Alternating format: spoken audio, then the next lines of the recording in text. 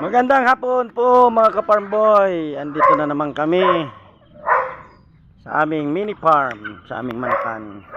Babaw po kami ng manok. Ayan po si Ying. Na-miss nyo ba si Ying? Ayan po si Ying to.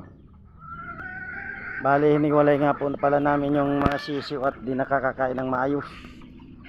Yan. Hindi madami-dami na. Ayan po. Babahog kami. Ay, mga sisiw. Ayan, mga sisiw na.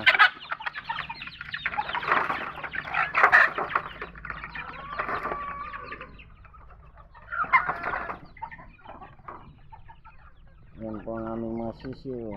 Kakaunti pa lang. Ayan. Ito yung aming mga inahin.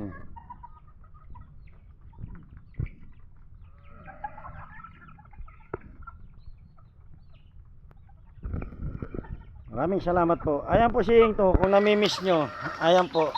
Matagal na wala. Hanggang ngayon, di pa rin nagsasalita.